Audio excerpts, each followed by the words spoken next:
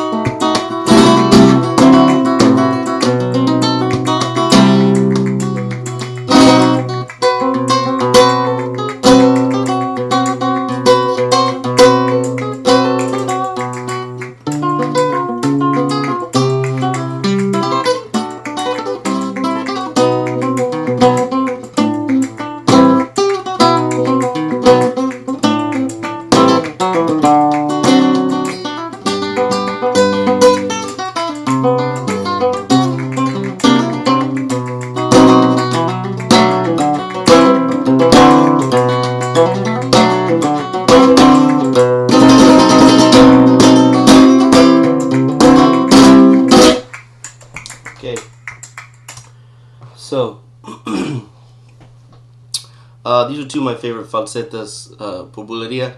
The first one from Punta del Faro, 1972.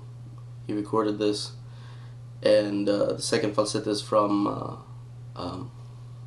Cepa Andaluza, 1973. So they're very close together in terms of their historical significance. But why they always interested me musically is for some of the technical things going on. So let's look at the first falseta. This was long before he did his jazz fusion project, so some of the chords and ideas that he's using in the rhythm is quite off the normal path of traditional flamenco. But I'm not sure where he got these ideas from. Could very well be his travels in South America. It has some Brazilian flavors to it. But anyway, I'll just go through it in detail. The first part is pulgar falseta, primarily just with the thumb. So in that point we kind of use the open string to change positions, and the compás starts right on the 12th beat. Okay, and the third beat accent there. That goes to the 6th. And we keep the time going with this bar chord.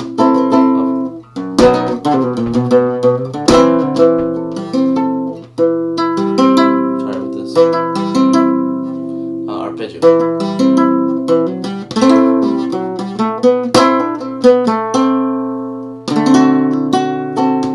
I always thought that was a really nice melody, how it kind of jumps from the middle voice to the higher voice.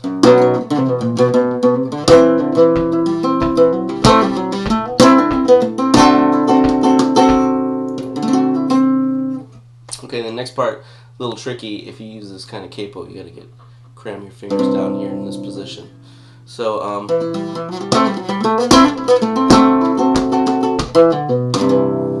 so what I'm doing is using the open A to get to this point. I use these two fingers to hold this B flat chord.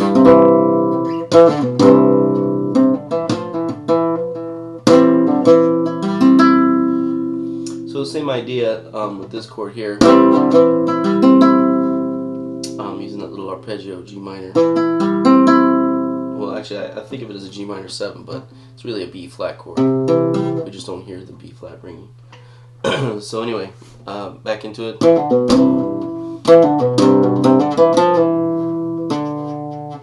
Let's see.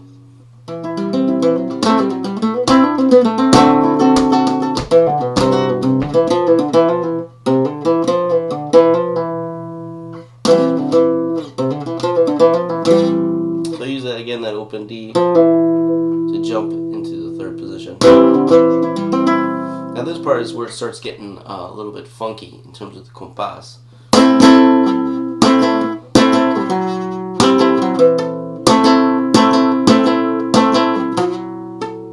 And I'm using the bar here under the 3rd fret.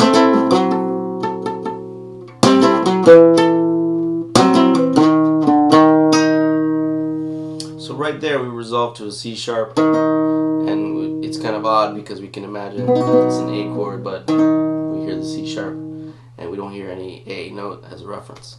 But it's not a unique idea completely. I heard Ricardo do this in a Boledias once, where he was playing an A major and he played a scale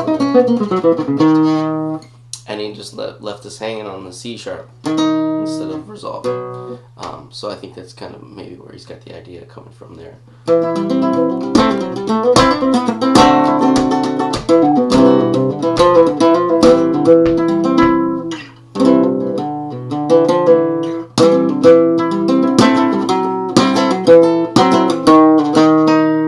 So when we get to the alza pura,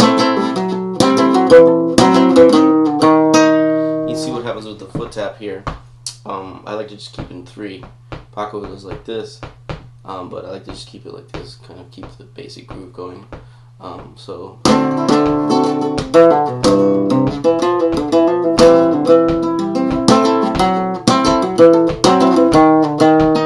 you see what happens here. When we get to that note, we got it on the foot. So that's kind of where I reference it. Even though this is basic alza pura, it's a little bit shifted over from where we normally feel the time with this technique. Normally we feel it here, not on this note, but in this case he's kind of syncopating the rhythm. Sorry.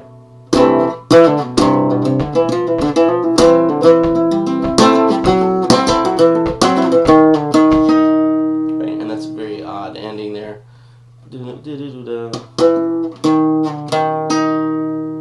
we just have the C sharp and octaves.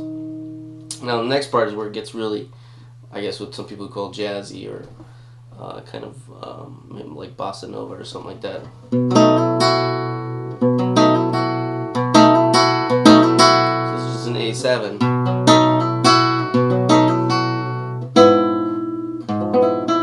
Now this chord, it's really like a D inverted.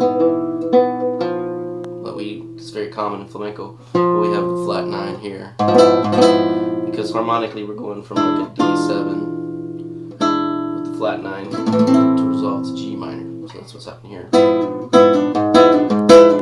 So this little technique of playing the chord and getting the bass note in between is something that Paco was doing a lot in this Boledias, resolve to G here. Now the way he resolved to G with the pinky here, we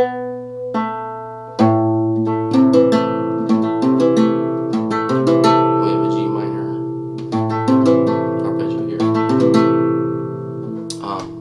So it's not like totally crazy, but when we get it going in the rhythm, you can see what happens.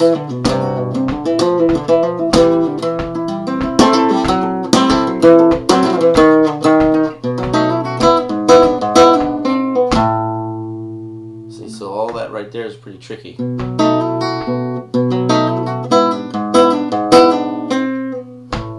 we finally resolve it here.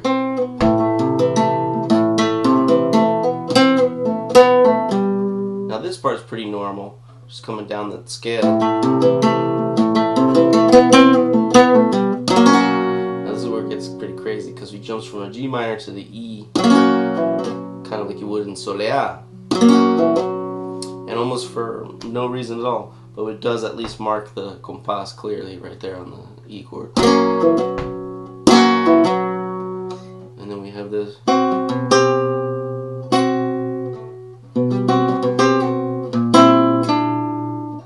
this is kind of a normal thing for Paco and other players to do, is to have your B flat inverted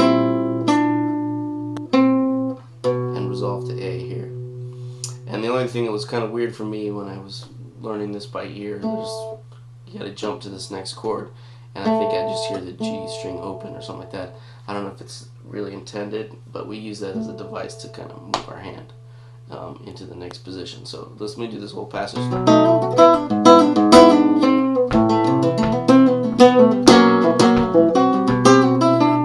So this one is like a triplet.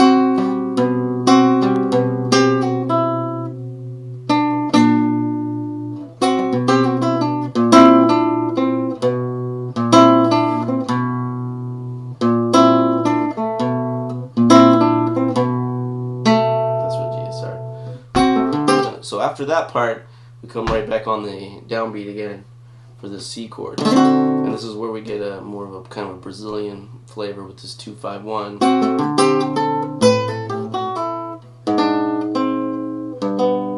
Okay, and what that is like going from C7, G minor 11,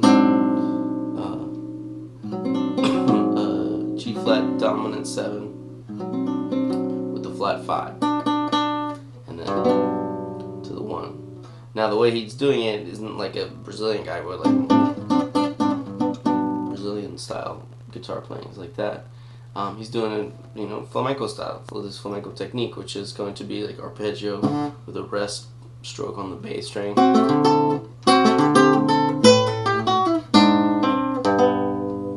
Okay, so that's a little bit tricky move to get used to. Here, let me change the angle so you can see.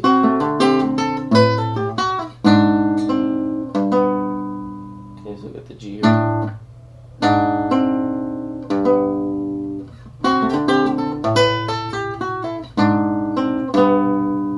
Okay. Once you get there, we're going back to more hardcore flamenco sounding stuff with the pulgar. But anyway, that whole passage is pretty tricky in terms of the compás, especially for its time. I feel, and it's one of the more interesting falsetas, and I haven't seen a video of Paco playing it, so I'm just guessing at a lot of the fingering, based on what it sounds like on the recording. So let me do it one more time, a little bit slow with the foot tap, so you can hear how I'm feeling it.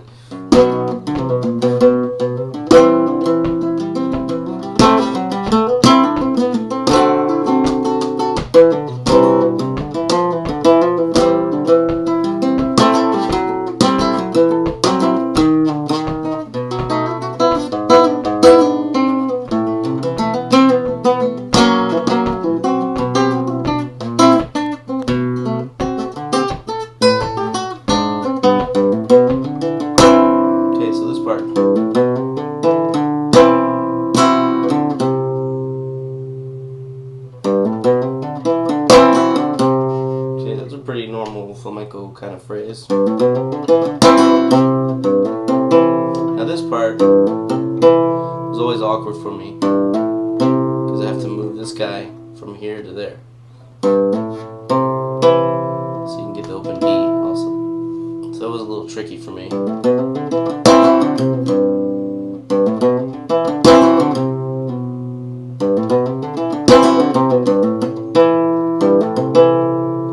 Next part's pretty normal. Get the G sharp. Okay,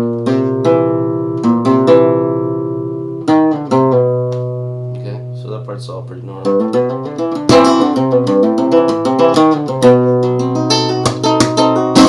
Now this part is also tricky because we normally put this little arpeggio remate on the end of the compás.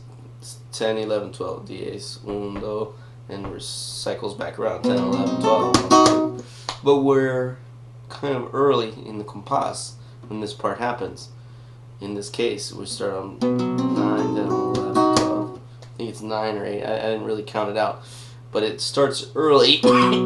Sorry. So we get here not on the 12th beat, in other words. And then we have a rajeo that helps us get back on track. And without that rajeo, it doesn't, it sounds like we're off time. But I don't know if he maybe fixed his mistake on the fly like that or something, or it was just his kind of crazy idea to kind of shift things off the normal track. I don't really know what he was thinking. I would love to have picked his brain about this one particular falseta because it's very interesting to me. Anyway.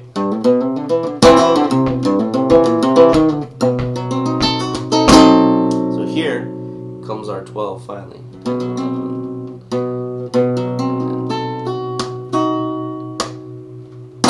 Maybe 7. Anyway, when we get to the 12, things almost start going back to normal all of a sudden. So we do this typical kind of bullet diaz. Now here, again, he does a cool little tricky thing. 1, 3 on the third beat, where we normally change the chord. He does 3, 4, 5, and on the fifth beat, he does the E7 with the B and the bass. And then what would be kind of the accent, 6, he just does a golpe. So it keeps us grounded with that golpe there. So anyway, one more time.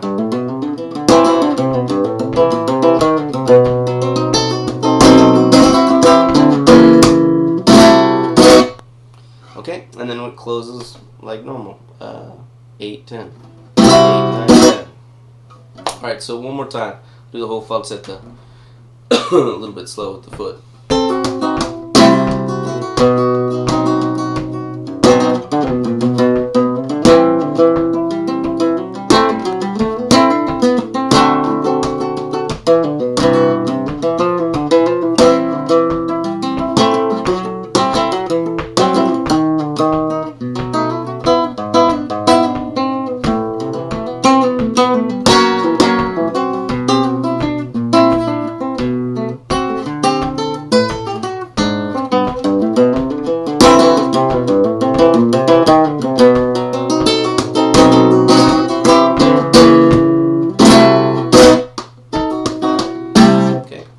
So that's it for that falseta. The next one I find interesting because we get a very standard pattern these days to do arpeggios with this AMI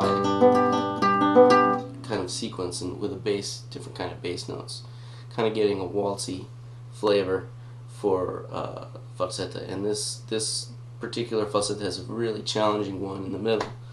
And I haven't seen a video of his exact fingering, but I do know that he changed this falseta later on, and when he used it in the 80s, I guess he kind of changed the ending of it to different chords with a cool little bass line.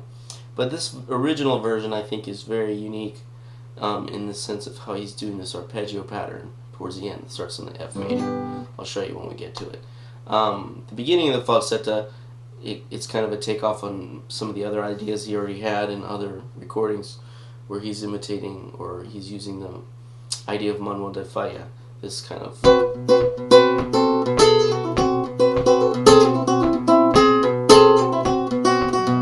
where we're using this A kind of drone against this melody,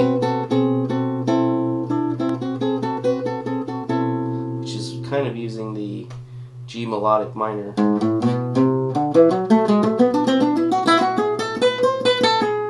scale as the melody, but in some instances it's not really melodic minor like modal, because we're using the F natural every once in a while too.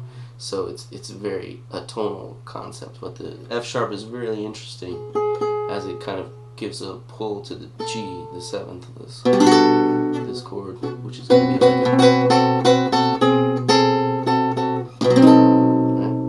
Right, so it starts like this, and we're just doing this technique, horquillo, we call it horquilla, where you pluck 2, and you have the single notes here. That's where your F natural comes in.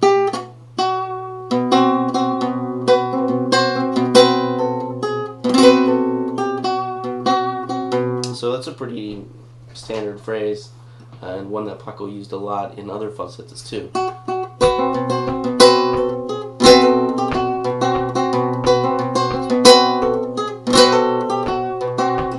Right? Now going to the next part, this is an interesting chordal move. We use the open E to get our position going here, and he comes up here in the 7th position and does a bar chord like this.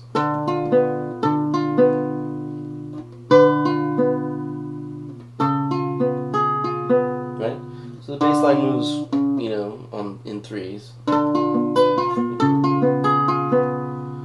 This right here would be like a B7. So the first chord would be like a B7 with a C in the bass. In other words, like a diminished seventh. But the melody is moving here up to a B natural. Or sorry, oh, that's an A, sorry. So it's still, yeah, you can think of this as kind of like a diminished chord, with the melody being this G, A, G, F sharp, that actually resolves here. Sorry, in this position.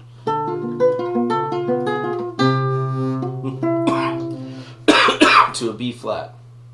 Now we're going to play this note here, which sets us up for what looks like a B dominant 7, but we're not using this note. Okay, so it's just a regular B7 or B major, sorry, B flat major. Okay, now here's a fun technique. We're going to do the IMA arpeggio and then pull-offs. Now here's a little tricky, for the index finger has to get to a half bar, a fret lower. That's a little bit tricky.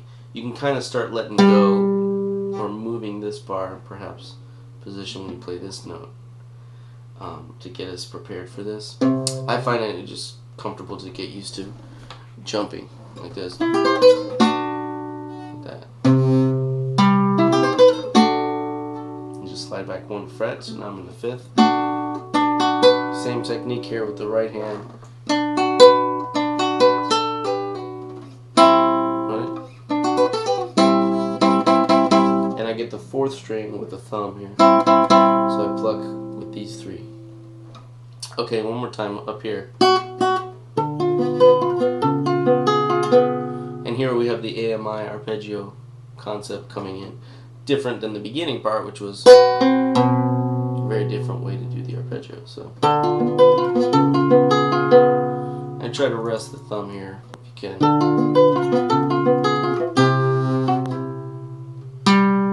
And this little bass note kind of fills in the time here. Okay, so you get the IMA and then 2 pull-offs.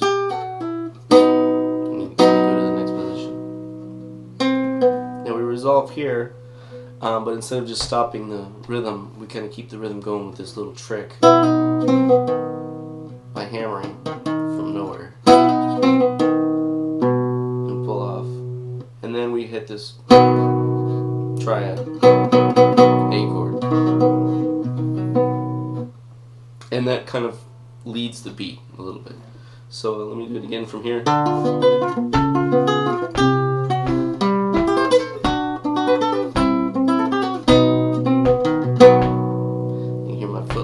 Space and I play off of that space there, these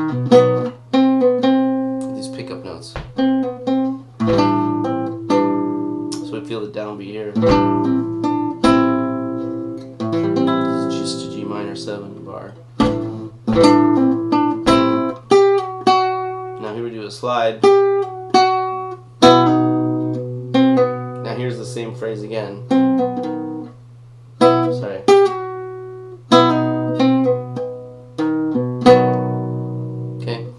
Actually, you can do the hammer on like that by itself, or you can pick it. You know, if you're moving along quick enough, it's not a big deal to pick that note.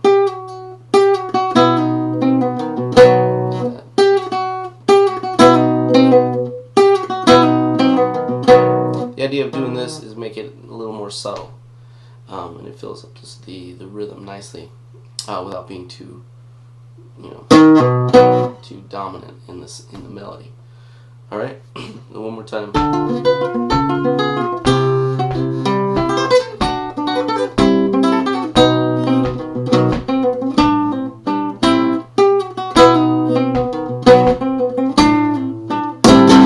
Now here, I do kind of an accented attack on the G minor 7. and we go to C chord. Now normally when you do this kind of phrase, we stop the compás here. But we're not going to do that like with Ricardo. We're not going to do that because we need some pickup notes to get into the arpeggio part, which is the part I was talking about before that I like a lot, which is the A minor, AMI arpeggio. Alright, so one more time this part. So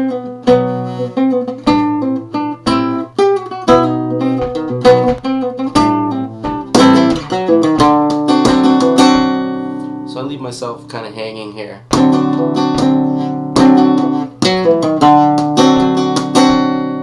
This upstroke, so I can do this lead in. Okay, that's C, D, and E to F bar. Now here, melodically, it's pretty simple. Just stay on the F chord. We do AMI, AMI, and the second thumb note would be the fourth string.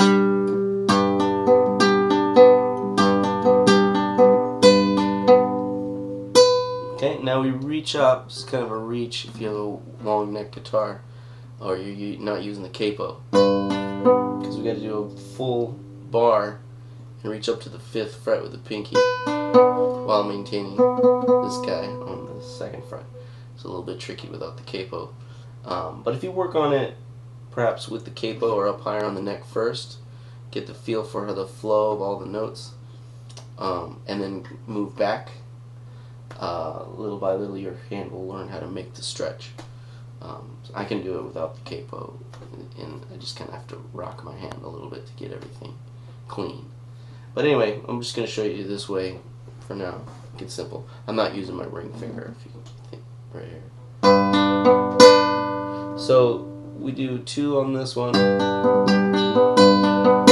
2 on this one, but on the second note, the A note, we stop and we go into a scale, melodic theme, even though I'm still using more or less arpeggio technique for this passage. We're going to a melodic line that's basically the scale coming down. We do a pull off G to F.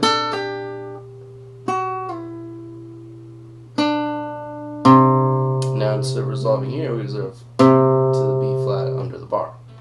Okay, so that's interesting.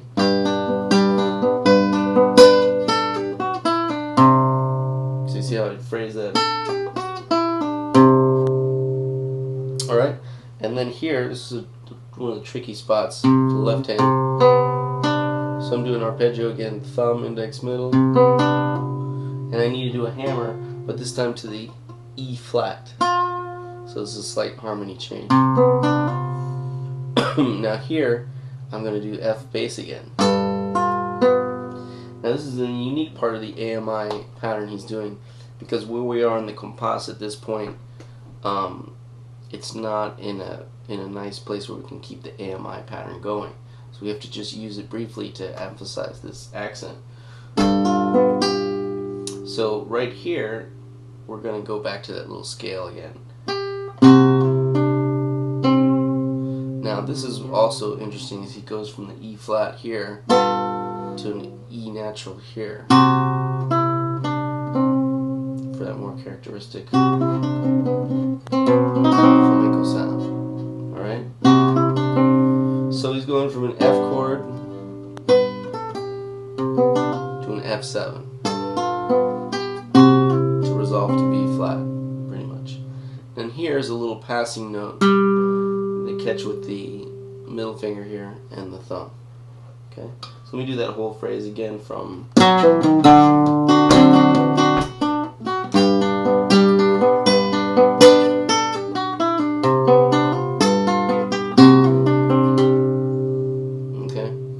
So I found that whole passage a little bit awkward, but really interesting musically.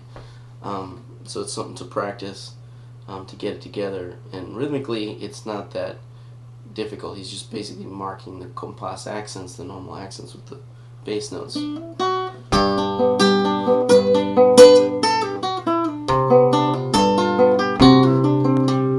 Right? So those bass notes are just the normal accents of the version I did with the column backing. You can hear how the bass notes land right on those accents.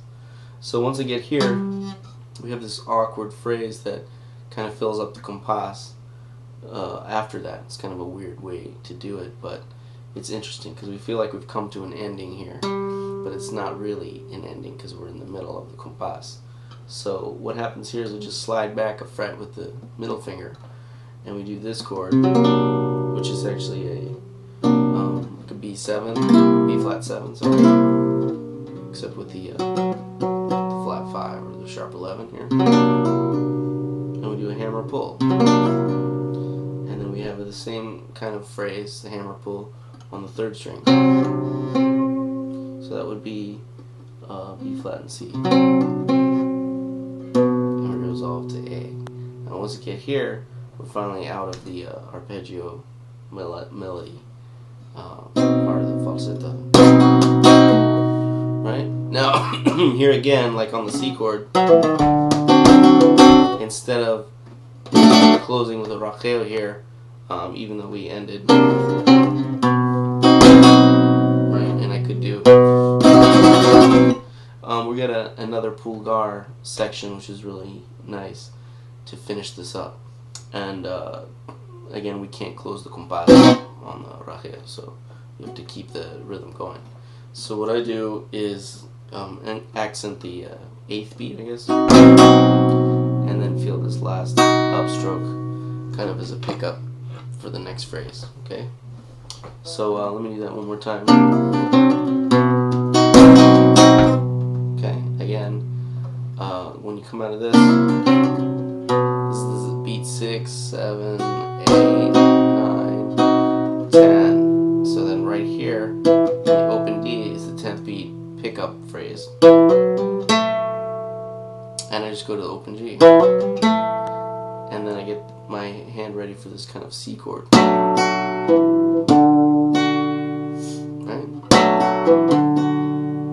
I use my index finger to kind of keep a triplet kind of thing happening. It's not really triplets, it's syncopated. So I use this next note, E, and then I put these guys down for this B flat chord. Right,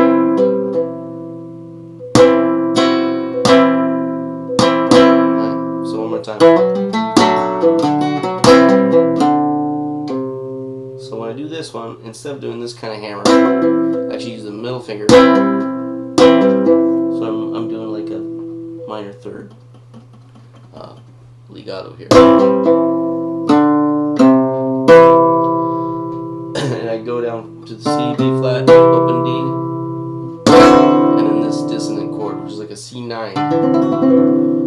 But we don't really hear the 3rd in the bass. We hear this dissonance. Now here, same thing. I don't have time to do a racheo or anything like that, so I just got 2 E's that keep my time. 2 contrabeats.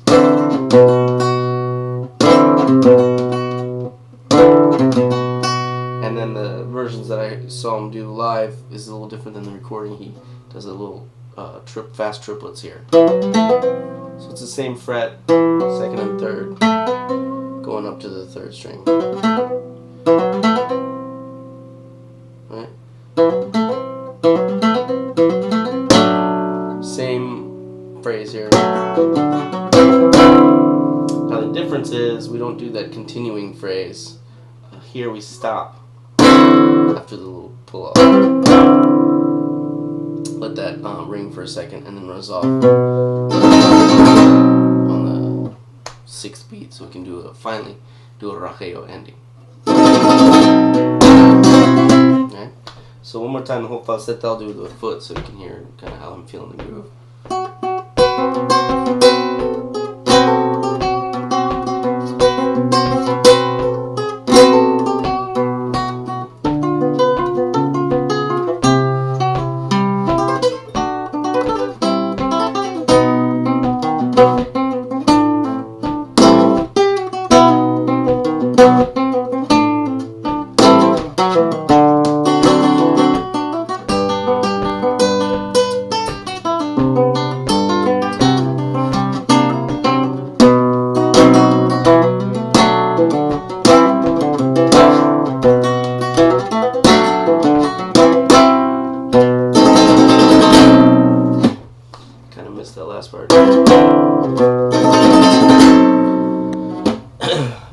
that's it. All right.